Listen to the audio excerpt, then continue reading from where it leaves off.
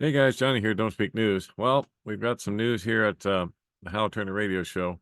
They've got some forward intel that just popped up out of Ukraine. So, won't be able to show it to you, but I will tell you what basically is in this thing. According to French intelligence, Russia and Belarus are expecting deliveries to Ukraine of not just F-16 fighters, but also Mirages, Eurofighter, Typhoons, and Gripens. So, if those fighters arrive en masse, then according to the Belarusian analysts, they would be based outside of Ukraine, not at the Ukrainian airfields, because, well, Ukraine can't defend those airfields anymore. They would only be used for short term deployments to counter accusations of attacks on Russian territory from NATO airspace. But it would be Polish and Romanian airfields that would be used primarily to house these things because they have the runways that they have to utilize.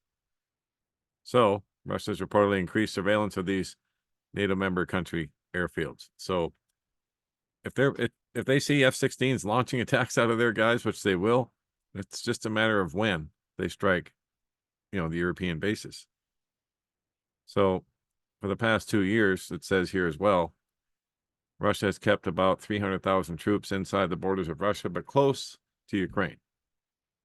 So they were there to be able to deal with NATO in the event those forces entered the conflict or attacked Russia proper. So today, there's intelligence that more than half of those troops are now moving into positions near the new Ukraine border. That would be 150,000 troops on the move.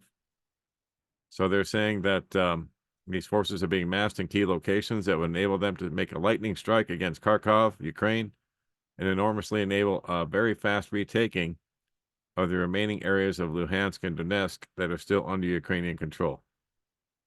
The source also said that he and other assets believe Russia will complete these positionings in time for a massive strike to take place on or about May 9th, which has been the scuttlebutt around the internet that about May 9th this would take place.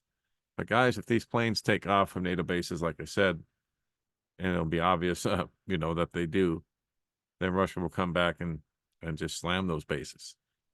And then World War III will be on in earnest, for sure. And who knows what else they'll strike at that point. And then, as I showed you earlier, Britain has given the green light to Ukraine to strike deep into Russian territory. And David Cameron says that Ukraine has the right to strike targets inside Russia with British weapons. That's the British Foreign Minister, David Cameron, once again. So here is the article. Ukraine war briefing. Ukrainians have the right to strike inside of Russia, says David Cameron. And Francis Macron stands firm on potentially sending troops, which they already have, and a lot of them, hundreds of them, have already been killed. But sanctions on Russian gas leave Gazprom with record annual loss, they say. Anyway, here we go. Weapons supplied by Britain to Ukraine can be used to strike inside of Russia, David Cameron has said. As the UK Foreign Secretary promised, $3 billion a year for as long as it's necessary to help Kiev. Patrick Winter writes that it is the UK's biggest spending pledge since Russia's full-scale invasion in 2022. So Cameron said Ukraine has the right to strike inside of Russia because Russia is striking inside of Ukraine. So anyway, Great Britain has given them precision-guided bombs, and they're also longer range.